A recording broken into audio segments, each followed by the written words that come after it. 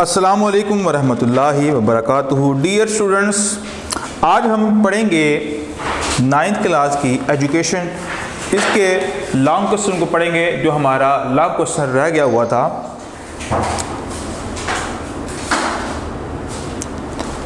Question ये है,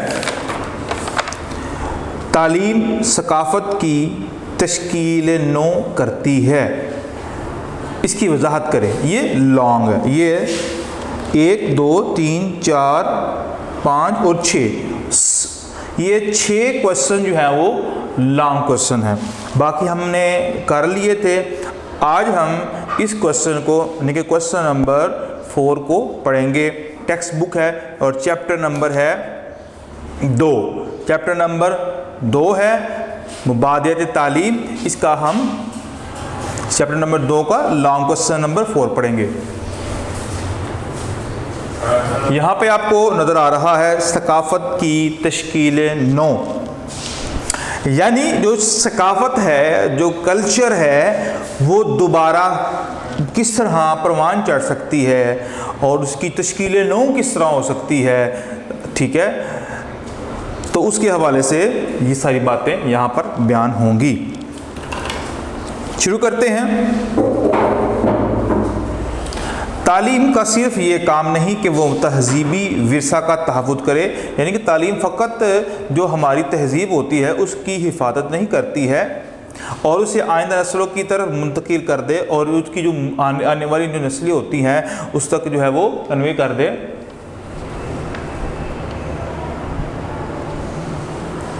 बल्कि तालीम का इंतहाई अहम फरीज़ा ये है कि वो मुआशरती ज़िंदगी की तश्कील नौ करे कि वक़्त के साथ साथ जो है वो शक्ल थोड़ी बहुत तब्दील हो और उसमें कुछ ऐसी चीज़ें वक्त के हिसाब से ऐड हों कि वो मुआशरती ज़िंदगी की तश्कील नौ करे, वरना मुआशरा कभी भी तरक्की नहीं कर सकता है था और आज भी वैसा ही होता जैसे आज से हज़ारों साल पहले था। यानी जब सकाफ़त और जो कल्चर है वो उसकी तश्कील नौ नहीं होगा और वक्त के हिसाब से उसमें कुछ तब्दीलियाँ, कुछ इजाफे अगर ना होती तो आज से हज़ारों साल पहले जो इंसानों की तहजीब थी और इंसानों की जो सकाफ़त थी आज भी उसी शक्ल में होती अगर उसमें तश्कील नौ ना होती।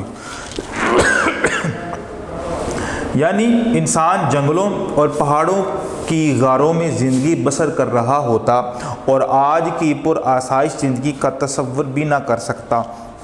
जैसा कि आपको पता है कि जब इंसान इस दुनिया में आया था तो इंसान के पास कोई रहने को जगह नहीं थी। आदम अलैहिस्सलाम जब दुनिया में आए थे तो उनके पास रहने के लिए कोई जगह नहीं थी, पहनने के लिए कोई सामान नहीं था। ठीक है, तो फिर आहिस्ता आहिस्ता आहिस्ता अल्लाह ताला ने सब कुछ उनको दिया, सब कुछ जो है वो आगाह किया ताकि जो वक्त की ज़रूरत है उसको इस्तेमाल कर सके और उसके मुताबिक ज़िंदगी गुजार सके। तो ये उस वक़्त की सकाफ़त थी और जो वक़्त गुज़रता रहा, वक़्त के गुज़रने के साथ साथ कुछ चीज़ें ऐड भी होती जाती हैं जो वक़्त की ज़रूरत होती हैं, कुछ नई चीज़ आ जाती है तो उसी के हिसाब से मामला चलाने पड़ते हैं। सकाफ़त हमेशा इर्तिक़ा पज़ीर रहती है, यानी बढ़ती रहती है, उसमें इजाफा होता रहता है, कभी जामद नहीं होती, यानी कि रुकी नहीं रहती। सकाफ़त में डे बाय डे उसमें कुछ ना कुछ चीज़ें ऐड होती हैं जिसमें उसकी खूबसूरती जो है वो वाक़या हो जाती है। मिसाल के तौर पर अगर हम बात करें पहले ज़मानों के अंदर जो लिबास बनाए जाते थे, ठीक है, और उन लिबास के अंदर कुछ चीज़ें ऐसी होती थी जो ख़ास इलाक़ों की अलामत होती थी। अब भी अगर आज से वो चीज़ें तकरीबन 100 साल पहले या 200 साल पहले बनाई जाती थी, अगर आज भी बनाई जाए पर लेकिन उसकी क्वालिटी में हो सकता है कि इजाफा हो जाए, उसके रंग और निखार के अंदर कुछ और नुमाया चीज़ आ जाए, तो ये है। तो सकाफ़त कोई जामिद चीज़ नहीं होती है बल्कि ये इर्तिक़ा पज़ीर होती है, इसमें कुछ चीज़ें ऐड होती रहती हैं। हर मुआशरा दूसरे माशरों की बहुत सी बातों को इख्तियार कर लेता है। ठीक है, जिस माशरे के अंदर कुछ चीज़ें जो अच्छी होती हैं तो दूसरा माशरा जो होता है वो उससे अडॉप्ट कर लेता है कि यार ये चीज़ें अच्छी हैं, हमारे मजहबी हवाले से भी और हमारे मुआशरती हवाले से भी और हमारी कल्चर के हवाले से भी इसमें कोई ऐसा मसला नहीं है, तो लिहाजा उसको वो हासिल कर लेती है, उसको पकड़ लेती है। तो जो कौम इस तरह करती है, अच्छे अच्छे कल्चर को अपनाती है और उसमें थोड़ा बहुत इजाफा करती है, तो फिर वक्तन फ़वक्तन उनमें तरक्की होती है। और जो कौमें अपनी सकाफ़त को जामिद कर लेती हैं और उसमें बढ़ाव नहीं करती, तो वो कभी भी जो तरक्की की राह पर गामज़न नहीं हो सकती। तराश खराश, मेल जोल के आदाब, खाने पीने के आदाब और ज़िंदगी गुजारने के दूसरे तरीक़ों में हर रोज़ नई तब्दीलियाँ आ रही हैं। ठीक है, मतलब जो हम कुछ फर्नीचर बनाते हैं, जो हम लिबास पहनते हैं, जो खाने खाते हैं, जो मेल जो अगर आज से पहले वक्तों की बात कर लें तो आज जो चीज़ें खाने को हैं वो पहले वक्तों में नहीं हुआ करती थी। ये बर्गर, ये पिज़्ज़ा, ये वगैरह वगैरह जितनी भी चीज़ें हैं, तो ये वक्तन फ़वक्तन इसमें इजाफा होता रहता है। यहाँ तक कि तालीम के तहत सकाफ़त के नज़रियाती पहलुओं में भी तब्दीली आती रहती है। जो नज़रियात होते हैं ना, सोच, उसमें भी तब्दीली आती रहती है। मशीनों की ईजाद से ज़िंदगी गुजारने के तरीक़ों में सहूलतें मुहैया होने पर सकाफ़त के अमली पहलू में तो बहुत ज़्यादा तब्दीली वाक़ होती रहती है। मिसाल के तौर पर आप देखें, पहले जो सकाफ़त हमारी हुआ करती थी वो किस तरह बड़ी होती थी, कपड़े जैसे कपड़े बनते थे, और आज बड़ी बड़ी मशीनें बन चुकी हुई हैं। सकाफ़त और कल्चर तो वही है, लेकिन वक्त के साथ साथ उसमें इजाफा हुआ। जो कपड़ा एक हफ्ते में तैयार हुआ करता था, आज वो चंद घंटों के अंदर तैयार हो जाता है। तो ये तालीम के ही मरहून मिन्नत है।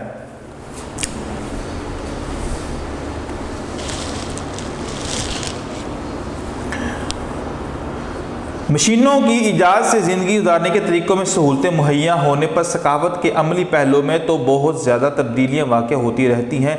रेडियो, टीवी, टेलीफोन और दूसरे ज़राए अबलाग की बदौलत दुनिया बहुत सिमट गई है। इसके ज़ेर असर हर मुल्क की सकाफ़त के नज़री और अमली दोनों पहलू मुतासर हो रहे हैं। ऐसे में नई नस्ल को अपनी रवायात, इक़दार और उलूम व फ़नून की सही खतूत पर तरबियत देना बहुत ज़रूरी है। यानी ये ना हो कि आहिस्ता आहिस्ता वो अपनी सकाफ़त और अपने कल्चर को भूल जाए। उस नहज के ऊपर अपनी सकाफ़त को लाना और बुनियाद वही रखना, ये भी ज़रूरी है, भी तालीम से कहलाती है। मुआशरा की सही खतूत पर रहनुमाई का फरीदा सिर्फ तालीम सरअंजाम देती है। तो सही डगर पर, सही रास्ते पर चलकर अपनी सकाफ़त को भी रखना और उसमें तरक्की भी करना, उसमें कुछ चीज़ ऐड भी करना, जिससे सकाफ़त का असली रंग जो है वो तब्दील ना हो, बल्कि उसकी खूबसूरती में और इजाफा हो जाए। बेजा तकलीद और सकाफती विरसे का तहफ़्फ़ुज़ कोई काबिल फ़ख्र बात नहीं। अगर बुज़ुर्गों की तकलीद इतनी ही काबिल सताइश होती तो पैगम्बर भी अपने आबाओ अजदाद के राह पर चलते रहते और दुनिया को नई तालीमात से कभी रूशनास न करवाते। और आज इतनी भी बेटा तरक्की हुई है, ये हमें सिर्फ तकलीदी उलूम नहीं बल्कि तकलीदी उलूम के साथ साथ कुछ नए उलूम भी हासिल करने चाहिए जो वक्त की ज़रूरत है। अगर हम बात करें, अगर फिज़िक्स है, केमिस्ट्री है और दूसरे जो फ़नून बायो वगैरह है, तो ये पहले वक्तों में तो नहीं हुआ करते थे। अगर ये उलूम ना आते तो आज दुनिया इतनी तरक्की कर चुकी हुई है तो कभी तरक्की ना करती, क्योंकि हमारे बड़ों ने तो नहीं किया। अगर हमारे बड़े जो है वो सिर्फ तकलीद ही करते और जो उनसे पहले उन्होंने किया है वही काम करते, तो कभी भी याद रख लीजिए तरक्की के मनाजिल वो कौमें तय न कर पाती। आज के दौर में एक अमरीकी मुफक्कर तालीम जॉन डेव की नज़र में मुआशरती ज़िंदगी की तश्कील नो ही असल में तजर्बा की तंजीम नौ है।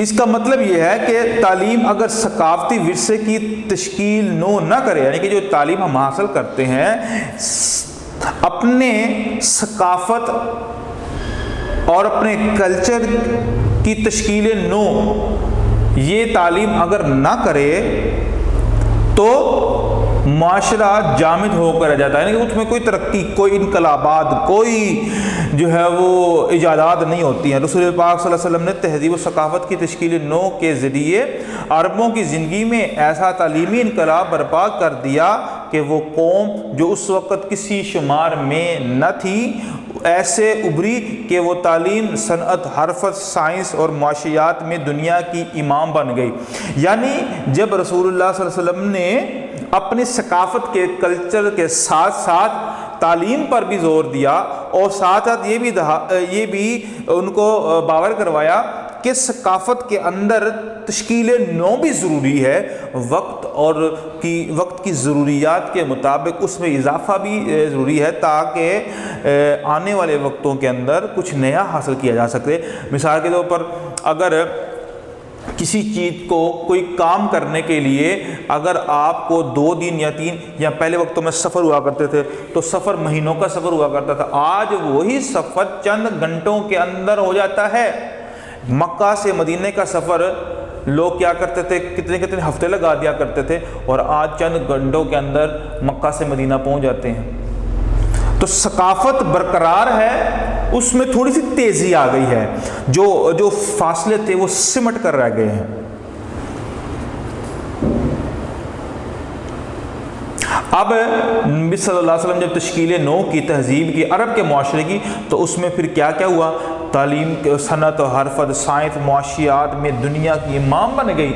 और हज़रत अमीरुल मोमिनीन उमर बिन ख़त्ताब रज़ियल्लाहु ताला अन्हु का दौरे खिलाफत जब आता है तो इस्लाम दूर दूर तक फैल जाता है और दुनिया आपकी जहानत और आपकी इजादात और आपकी जिस तरह तंजीम है उसको काबिल रशक समझते थे। आप सल्लल्लाहु अलैहि वसल्लम ने इनकी तरबियत इस अंदाज से फरमाई कि बेशुमार कबाइल में बटे हुए नाखवानदा अफराद, यानी कि जो ना पढ़े लिखे थे, ठीक है, जो पढ़े लिखे लोग थे, अफराद की ये कौम बहुत थोड़े अरसे में दुनिया की अजीम तरीन कौम बनकर उभरी। यानी कि जो जाहिल और पेंडू और गवार जिनको समझा जाता था, जब उनको इस जेवर से आरास्ता किया गया फिर दुनिया की सबसे पढ़ी लिखी कौम वो बनी।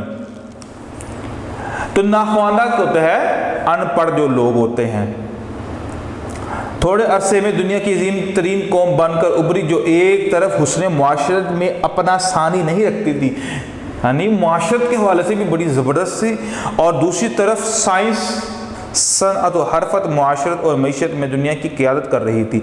अपने इस्लाफ के इन कारनामों को हमेशा याद रखने के लिए ये ज़रूरी है कि इस्लामी तहज़ीब और तमद्दुन की छाप हमारे निज़ाम तालीम पर इस कदर गहरी हो कि निसाब साजी से लेकर इम्तहानात के इनेकाद तक और तदरीस से लेकर तामीर सीरत के एहतमाम तक तालिब इल्म की तालीमी ज़िंदगी का कोई गोशा भी ऐसा ना रहे जो इस्लामी फ़िक्र के रंग में रंगा ना हो।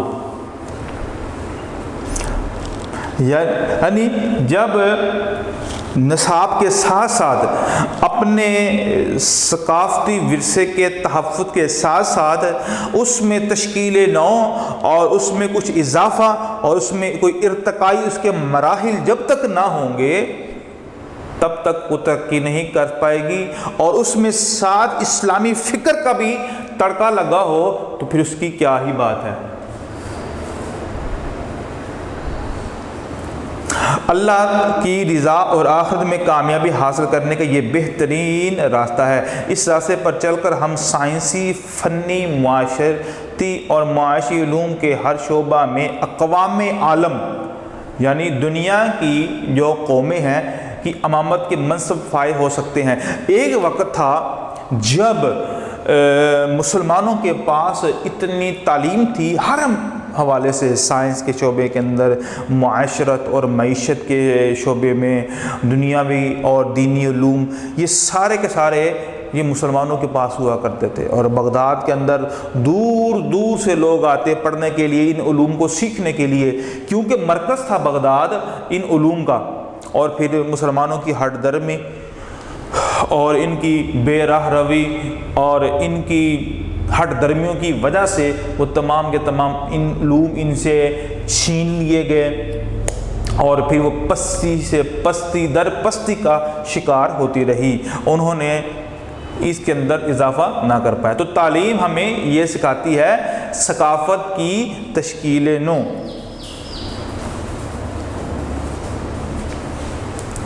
तो ये बेटा हमारा ये लॉन्ग क्वेश्चन जो है वो कंप्लीट हुआ है। आगे हम मुख्तसर सवाल जो हैं वो उनको पढ़ते हैं।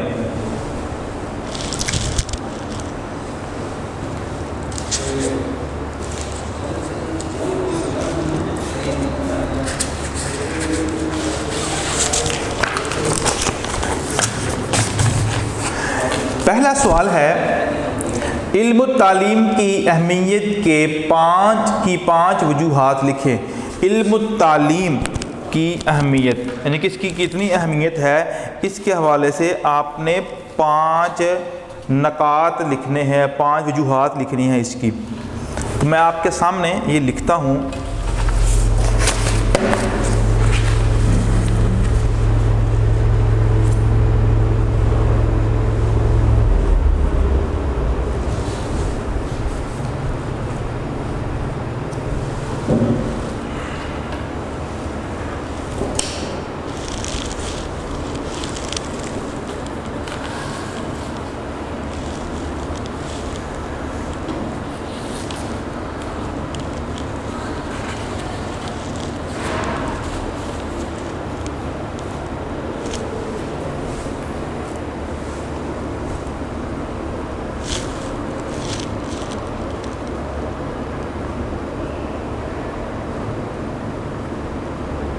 इल्म तालीम की अहमियत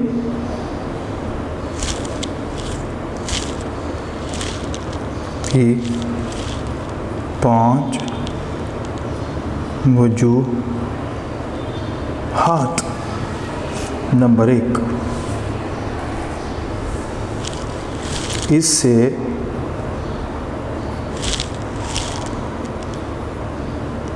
इनफरादी कौमी और बैनुल अक़वामी रवैयों से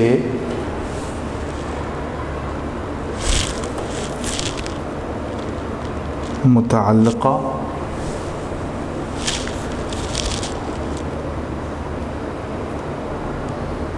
मालूमात हासिल की जाती है। नंबर 2,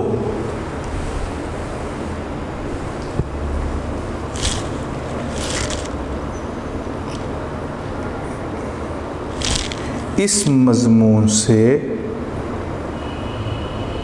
तालीम की बुनियादें समझने में मदद मिलती है। इस मज़मून से तालीम की बुनियादें समझने में मदद मिलती है कि तालीम की बुनियाद क्या है। नंबर 3,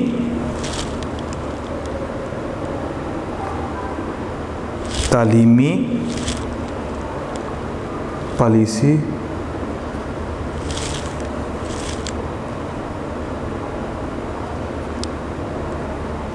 तश्कील दी जाती है। नंबर 4, बच्चों के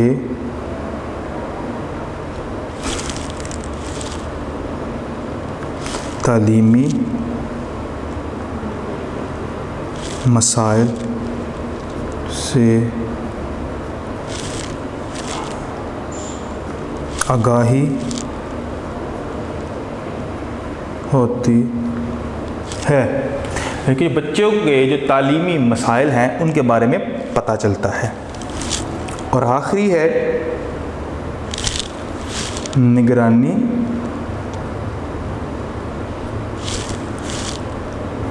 के मामलात का पता चलता है। निगरानी के मामलात का पता चलता है। तो ये है क्वेश्चन नंबर 1 शॉर्ट क्वेश्चन का चैप्टर नंबर 2 का। अब हम क्वेश्चन नंबर 2 को हल करते हैं।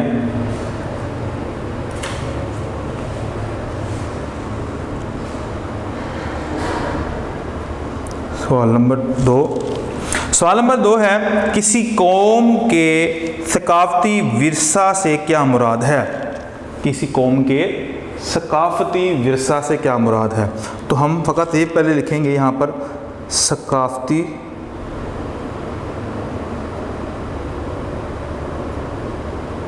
विरसा। ये है हेडिंग।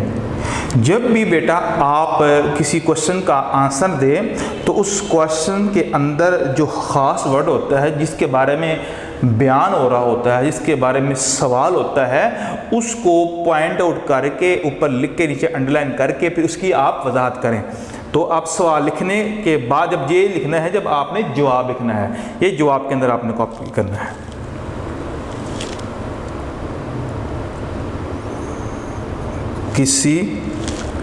किसी कौम का नज़रिया हयात, रहन सहन के तौर तरीके, अदब, रवायात,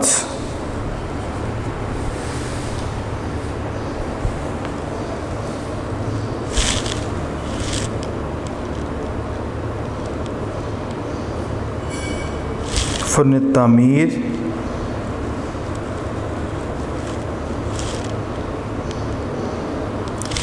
लिबास, मेल जोल के आदाब और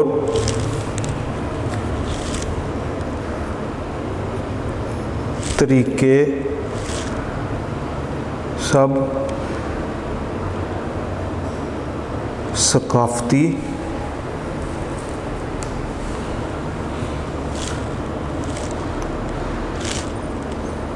और तहज़ीबी विरसा कहलाता है। तो किसी कौम का जो नज़रिया हयात होता है ना, कि ज़िंदगी गुजारने की जो सोच होती है और ज़िंदगी गुजारने में इंसान कौन कौन सी चीज़ें इस्तेमाल करता है, तो वो सारी की सारी उसकी एक सकाफ़त होती है और इसका एक कल्चर होता है। तो ये इसकी डेफिनेशन है।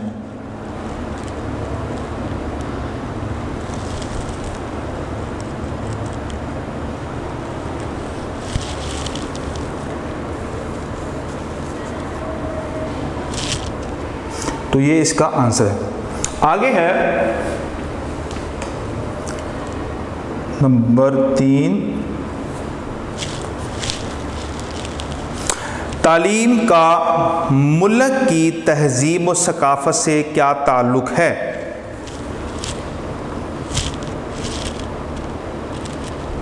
तालीम का मुल्क की तहज़ीब व सकाफ़त से क्या ताल्लुक है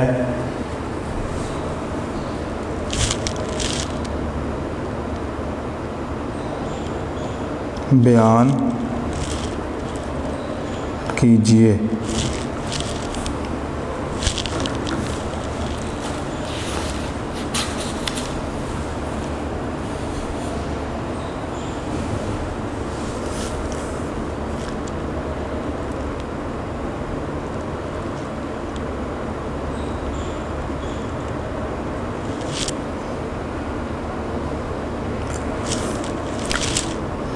तालीम के ज़रिए से मुआशरा अपनी तहज़ीब और सकाफ़त की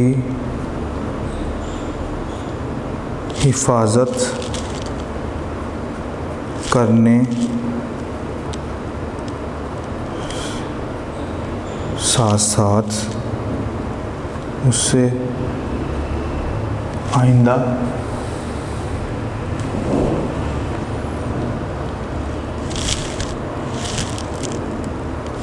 आइंदा नस्लों की तरफ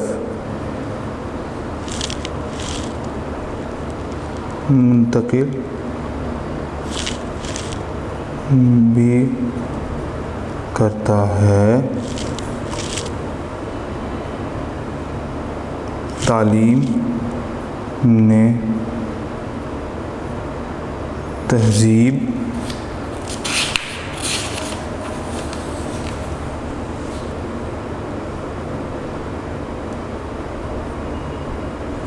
सकाफ़त की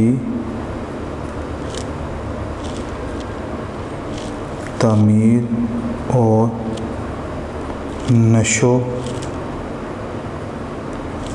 नुमा में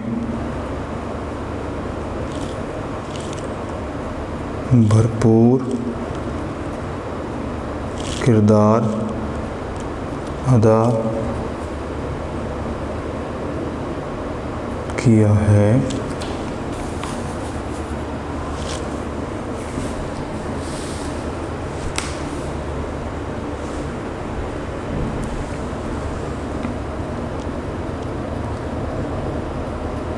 इब्तदाई अदवार में वालिदैन या ख़ानदान के बड़े अफराद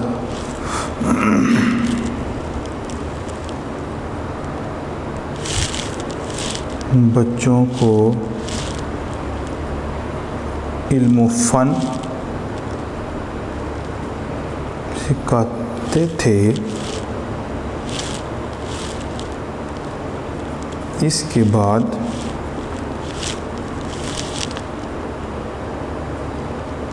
मज़हबी रहनुमाओं और अतिब्बा कहते हैं डॉक्टरों को, हकीम जो होते हैं, तिब्बा ने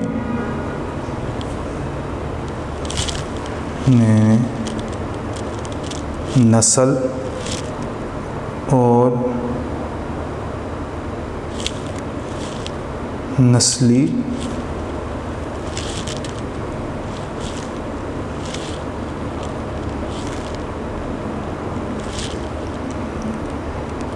नस्ल तालीमी अमल जारी रखा।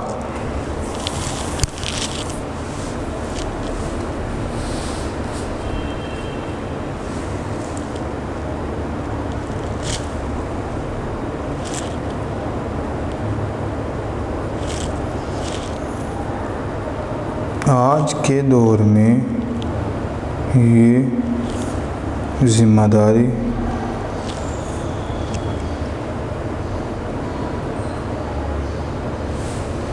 तालीमी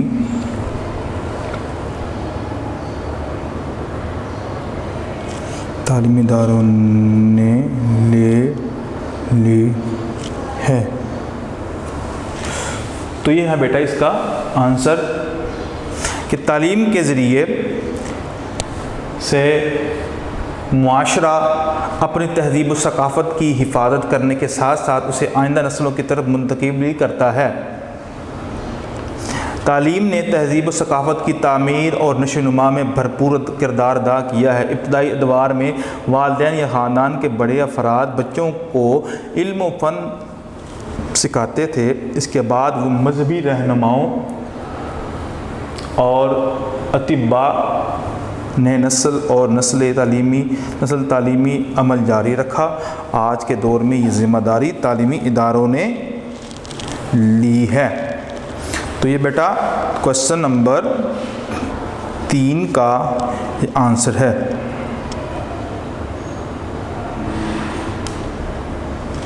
आगे क्वेश्चन है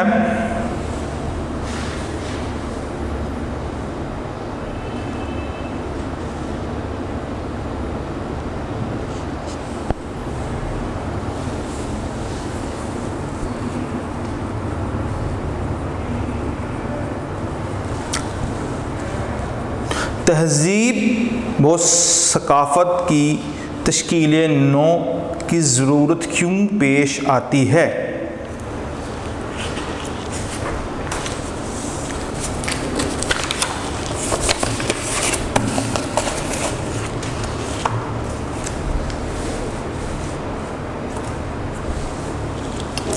सवाल नंबर 4 है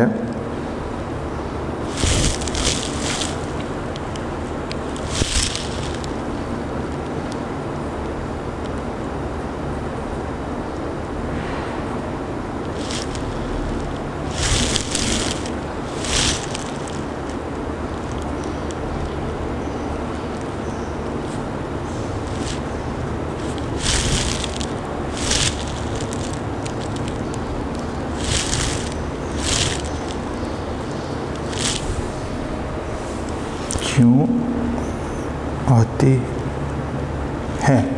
तहज़ीब व सकाफ़त की तश्कील नू की ज़रूरत क्यों है? क्या कि ये जामिद क्यों नहीं है?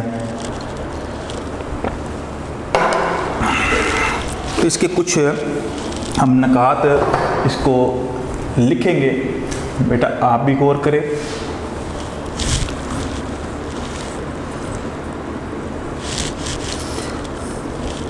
नंबर 1, इससे फ़ायदा क्या होता है? ज़रूरत है इसके कि हम पॉइंट में लिखेंगे ज़रूरत।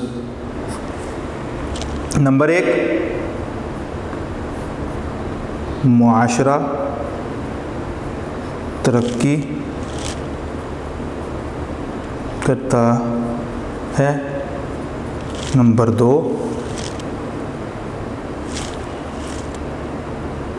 माशरे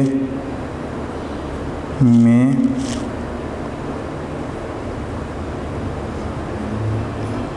इजादात होती हैं, अफराद के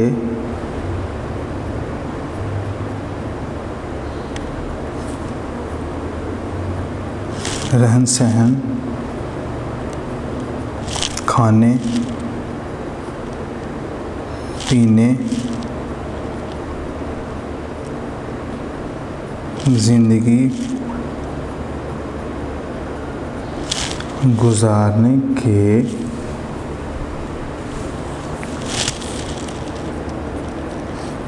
तौर तरीक़ों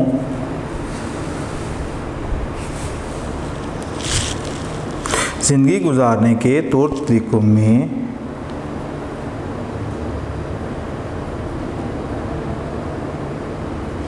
इस्लाह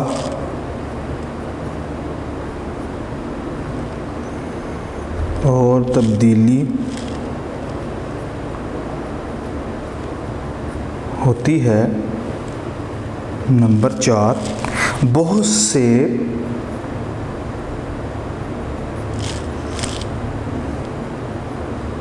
नज़रियात में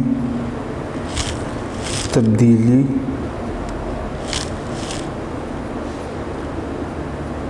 होती है। नंबर 5,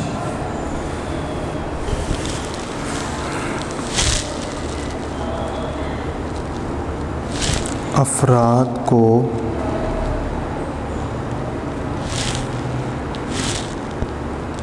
बहुत सी आसानियाँ और आसाइशें मिलती हैं। नंबर 6,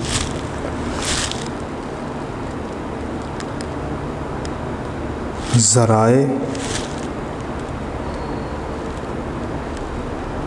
अबलाग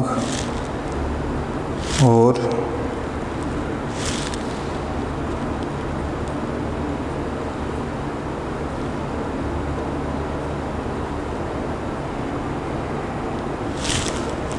ज़राए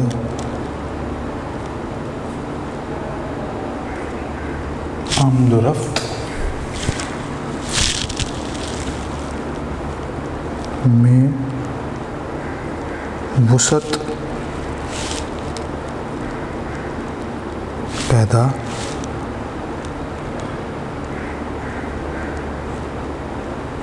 होती है।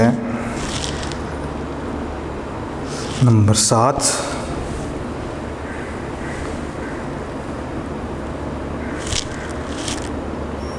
अफराद माहरीन की मालूमात और महारतों से फ़वाइद हासिल करते हैं। तो ये 6 से 7 पॉइंट मैंने आपके सामने लिखे हैं। बेटा ये बात याद रख लें कि जब भी आपने याद करना है तो आपने लफ्ज़ बलफ्ज़ याद नहीं करना है, आपने इसको समझना है और समझकर इसके क्वेश्चन को अंडरस्टैंड करना है कि तहज़ीब और सकाफ़त की तश्कील नौ क्यों ज़रूरी है। आप फिर उसको एक तसव्वुरात की दुनिया में ले जाएं कि जब हम माशरे के अंदर कुछ उसकी सकाफ़त के अंदर थोड़ी बहुत तब्दीली करते हैं वक्त के हिसाब से, और तब्दीली ज़रूरी भी होती है क्योंकि दुनिया बहुत तेज़ तरक्की कर रही है, दुनिया बहुत आगे जा रही है और उसकी तरक्की के साथ साथ हमें भी आगे बढ़ना है। अगर हम वही पुरानी तहज़ीब और पुराना लिबास और पुराना रहन सहन और कोई जो है वो इजादात नहीं है, कुछ नई चीज़ें लानी नहीं है, तो कभी भी हम दुनिया की कौमों का सामना नहीं कर सकते हैं। तो अगर हम पुराने ख्यालात के मुताबिक अपना लिबास रखते तो सोचिए कि पुराने लोग किस तरह का लिबास पहना करते थे। पुराने लोगों की हजामतें जो थी, बालों की कटिंग वो किस तरह की थी, वो बोलते किस तरह के थे। आज के दौर में पहले दौरों के बनिस्बत कुछ चीज़ें इजाफा हुई है वक़्त के हिसाब से, और कुछ चीज़ें ऐसी होती हैं जो नुकसानदेह भी होती हैं और कुछ चीज़ें ऐसी और अक्सर चीज़ें ऐसी होती हैं जो फ़ायदा कुन साबित होती हैं।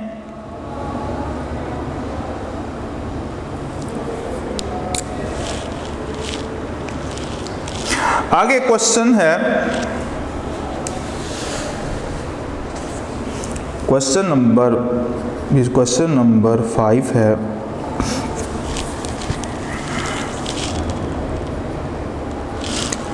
फ़र्द की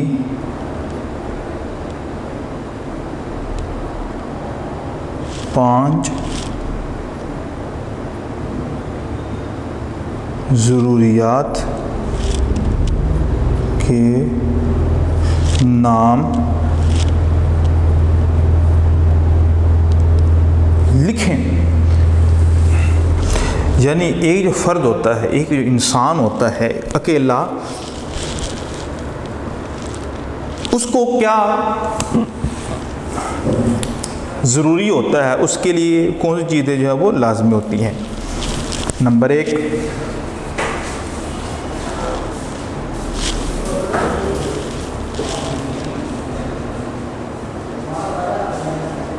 जिस्मानी और ज़हनी सेहत। नंबर 2,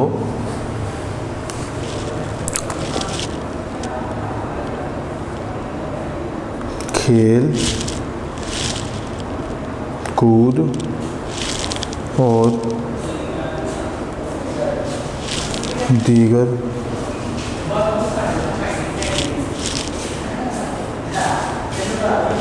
मशाग़िल में हिस्सा लेने का मौका। यानी खेल कूद और दूसरे जो ज़िंदगी के साथ मामलात होते हैं उसमें वो शमूलियत इख्तियार करता है, खेलता है और कोई कारोबार है या कोई सकाफ़ती या मतलब मुख्तलिफ़ चीज़ें ऐसी हैं जिसमें उसकी जो पार्टिसिपेशन जो है वो लाजमी है। तो ये भी उसके लिए ये चीज़ें ज़रूरी हैं। आगे है नंबर 3, ज़हनी जिस्मानी और अफ़कार की नशो नुमा। 4, इनफरादी पहचान। नंबर 5, कायनात को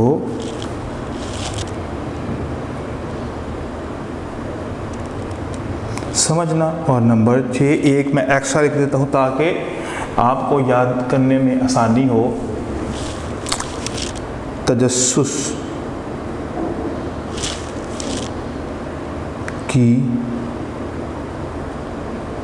तस्कीन।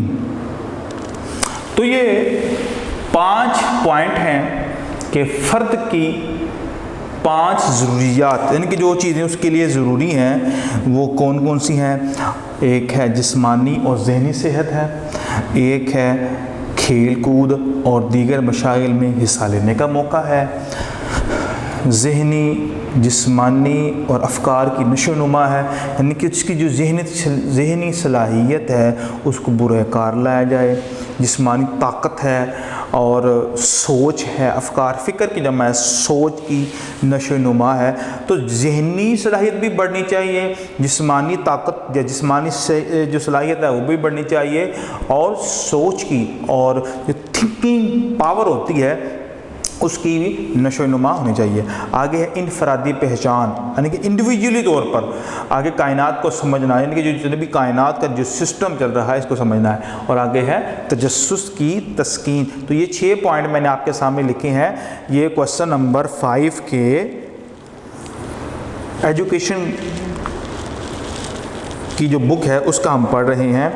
तो क्वेश्चन नंबर 5 हमने इसका आंसर लिख लिया है।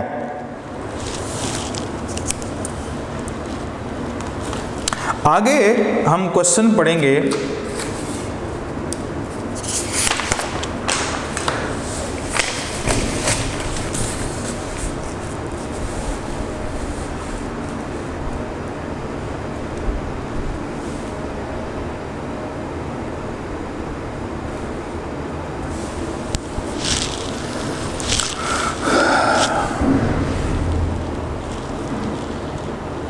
सवाल नंबर 6,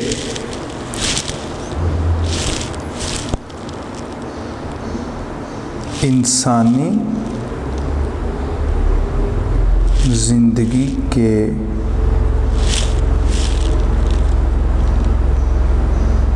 इब्तदाई दौर में इंसान अपनी नई नस्ल की तरबियत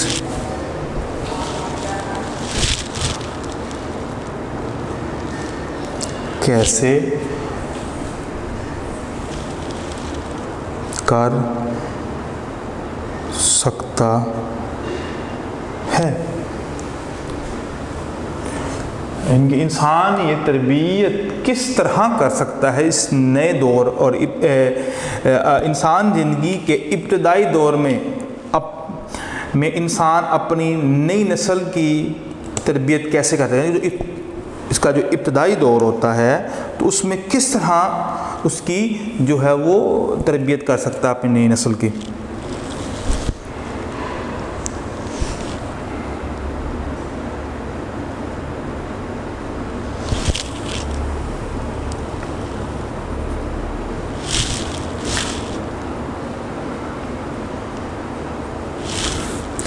इब्तदाई दौर में लड़के उमूमन खुराक, लिबास और रिहाइश का काम सीख लेते थे, जबकि लड़कियां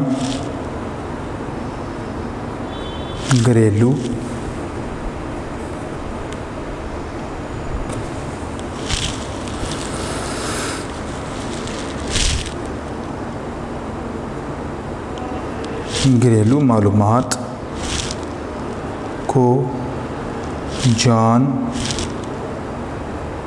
लेती थीं। कुछ अरसा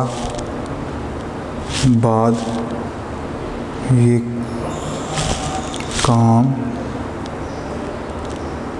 कबीले, सरदारों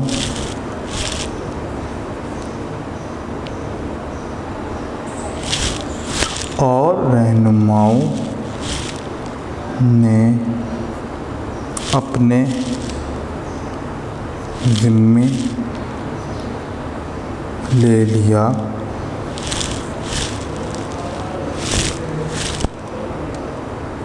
बाद में ये काम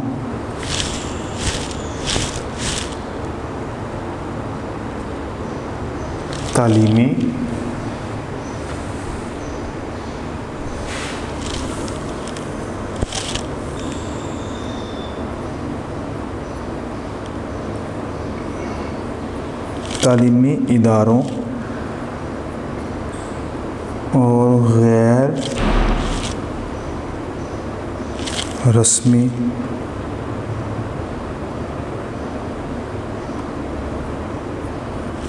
इदारों के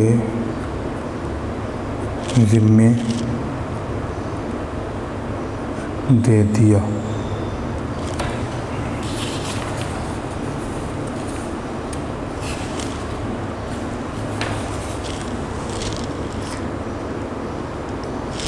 गया। इस तरह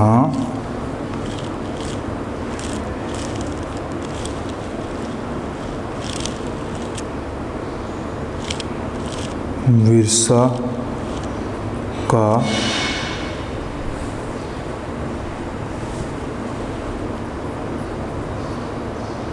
तहफ़्फ़ुज़ जारी और सारी रहा। यानी कि जब इब्तदाई दौर के अंदर लड़के जो थे अमूमन खुराक, लिबास और रिहाइश का काम वगैरह सीख लिया करते थे, लड़कियां घरेलू मामला सीख लिया करते थे, और कुछ अर्से बाद ये कबीलों की जिम्मेदारी आ गई को कि वो ये काम करवाएं, और फिर आहिस्ता आहिस्ता ये तालीमी और गैर रस्मी इदारों के ज़िम्मे ये लगा दी गई ड्यूटी, और वो ये जो विरसा है उसका तहफ़्फ़ुज़ भी जारी रखते हैं और उनके अंदर ये चीज़ बेदार करते हैं।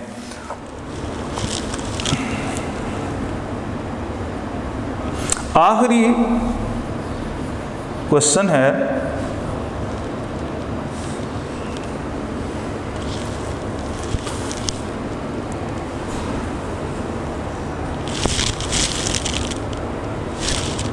सवाल नंबर 7 है,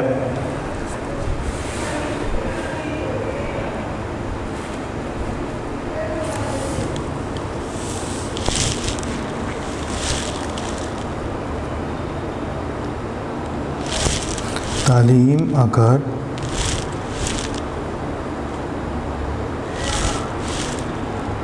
सकाफ़ती विरसे की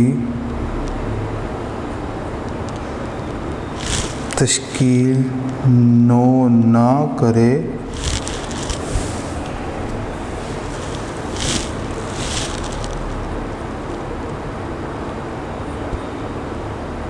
तो मुआशरा तरक्की नहीं कर सकता। से क्या मुराद है? इसका हम जवाब पढ़ते हैं।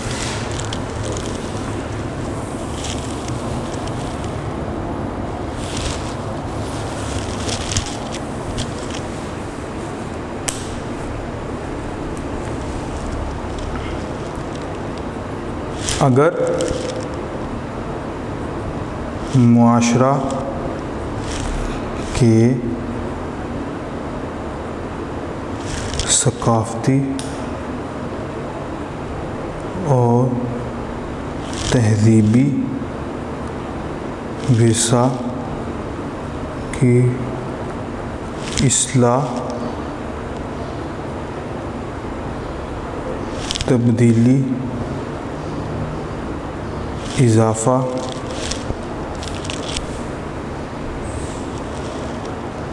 और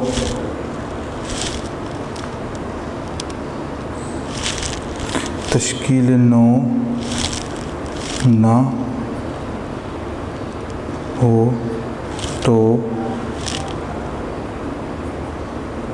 मुआशरा ऐसा ही होता जैसा आज से हज़ारों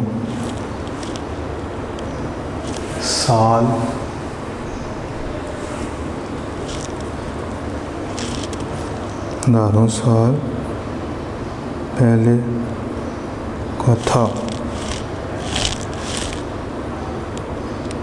यानी पत्थर का दौर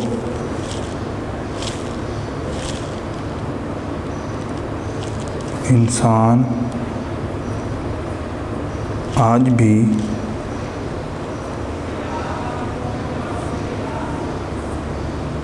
पत्थर की रगड़ से आग जलाता।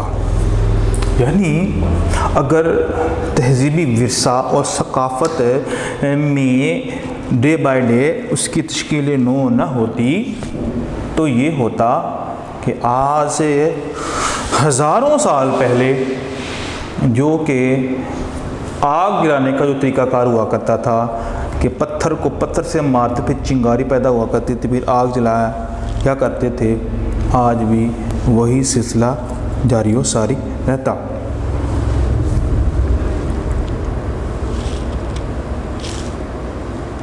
पत्थरों से शिकार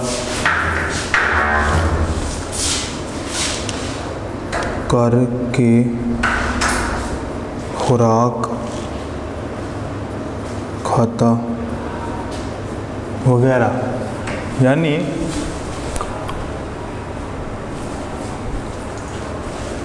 यानी इंसान अगर अपनी तहज़ीब के अंदर कोई चेंजिंग ना लाता तो उसका नतीजा ये होता कि वो जो पुराना वक़्त था जब इंसान पत्थरों से आग लगाता, पत्थरों से शिकार किया करता था और उसके अंदर कोई इतनी ख़ास इन चीज़ों की पहचान नहीं थी जितनी आज है, ना उसको सर्दी का पता ना उसको गर्मी का पता। जिस तरह आज भी जो अफ्रीका के जंगलों के अंदर जो जंगली लोग रहते हैं उनकी ज़िंदगी देख लीजिए, क्योंकि उनकी सकाफ़त में कोई तब्दीली नहीं हुई और आज देखिए वो दुनिया की अजीब और अलग सी कौम है जो वहाँ पर बस रही है, ज़िंदगी गुजार रही है। तो ये अगर तश्कील नौ ना होती तो मुआशरा जाहल होता और ये सारी की सारी तरक्की से कोसों दूर होता। तो ये बेटा इसका आंसर है, आपने ये आंसर को नोट करना है।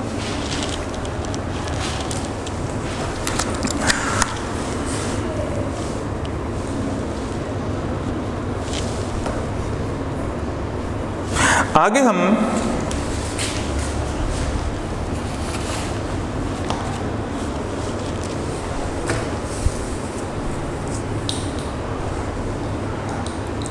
इसके जो मश्की सवालात हैं उनकी तरफ जाते हैं।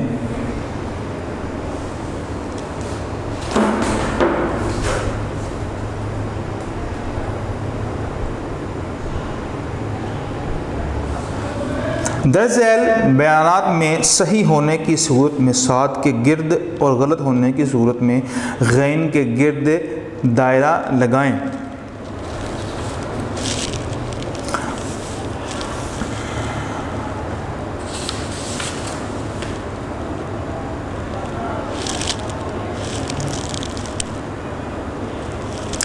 पहला क्वेश्चन है, पहला है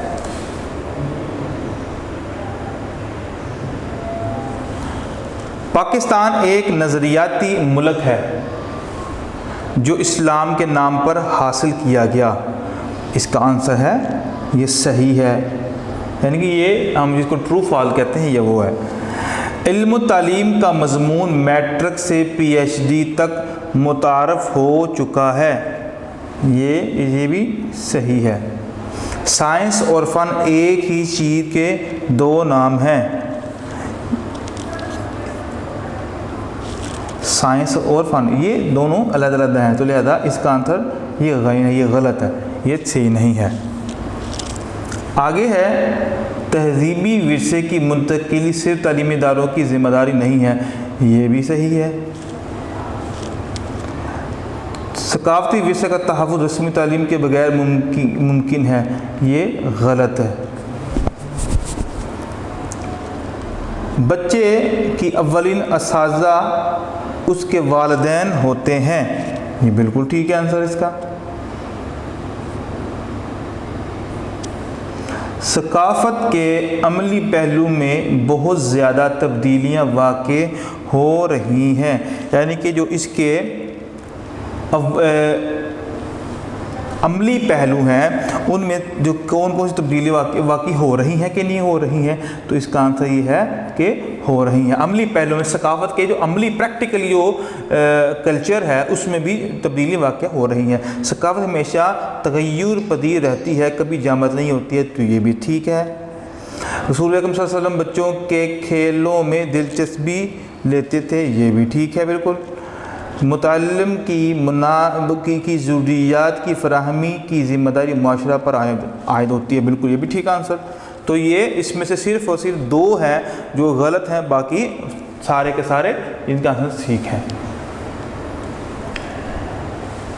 आगे हम पढ़ते हैं मुनासिब अल्फाज से खाली जगह पुर करें। मुनासिब अल्फाज लिखाएं और खाली जगह इसको पुर करें। पहला है डैश फ़र्द की जामे और मुकम्मल नशोमान-नुमा में मदद करती है, इसमें रस्मी और गैर रस्मी तालीम भी शामिल है। तो क्या चीज़ है ये है तालीम।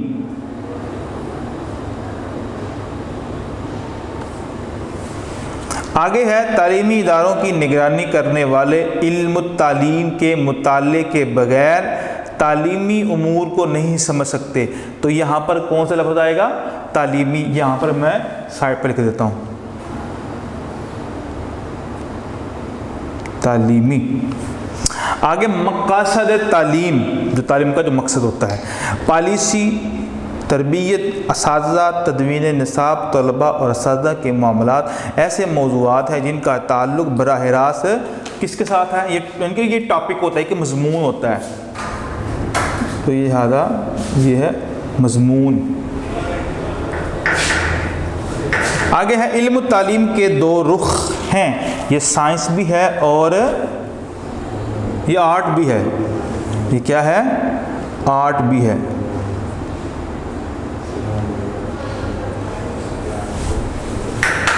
आगे है साइंसी तर्ज़ फ़िक्र, यानी कि जो साइंसी सोच होती है कि बुनियाद हर शय के मारूदी मुताला है, जिस इल्म के अज्जा में बाहम रबत ना हो वो साइंस नहीं।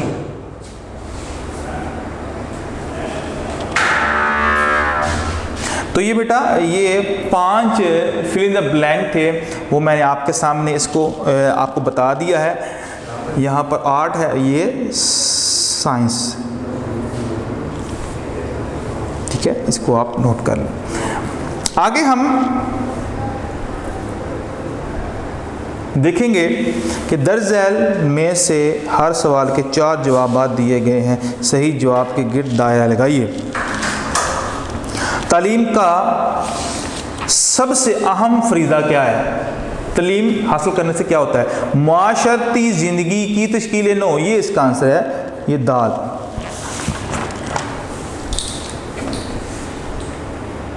आगे तालीम का सबसे बड़ा मकसद क्या है? मालूमात का हसूल है, ज़ाती तस्कीन है, मुलाज़मत का हसूल है, या तलबा की तरबियत। तो जाहिर सी बात है, जब हम तालीम हासिल करते हैं तो तालीम का मकसद ये होता है कि इल्म हासिल करना, जानना, किसी चीज़ के बारे में नॉलेज करना। पाकिस्तान के लोगों की अक्सरियत क्या है? किस माने कि पाकिस्तान में ज़्यादातर लोग कौन से हैं? नाख्वानदा है, यानी कि अनपढ़ हैं, तालीम उनके पास बहुत कम है। जो चीज़ तजर्बे और मुशाहिदे में आए और कहलाती है, जो यानी कि जो प्रैक्टिकली, जो ज़ाहिर और तजुर्बात की बुनियाद पर जिसको हम परख सकते हैं, तो उसको क्या कहते हैं? साइंस कहते हैं। तालीम के अहम वज़ाइफ की तादाद कितनी है? तालीम के वज़ाइफ, तालीम के जो वज़ाइफ हैं वो 3 हैं। 3 तरीके से वज़ाइफ जो है हम हासिल कर सकते हैं। तो बेटा यहाँ तक आपका ये चैप्टर नंबर 2 के जो हमने एक्सरसाइज भी हमने हासिल की है, इसके शॉर्ट क्वेश्चन को भी मैंने आपके सामने लिख के दे दिया है, और लॉन्ग क्वेश्चन भी आज हमने एक किया है, लॉन्ग क्वेश्चन नंबर 4 किया है। वीडियो पसंद आई तो लाइक करें, अपनी राय कमेंट करें। ऐसे ही मजीद वीडियोस के लिए हमारा चैनल सब्सक्राइब करें और बेल का आइकन दबाएं ताकि आपको हर वीडियो का नोटिफिकेशन मिलता रहे।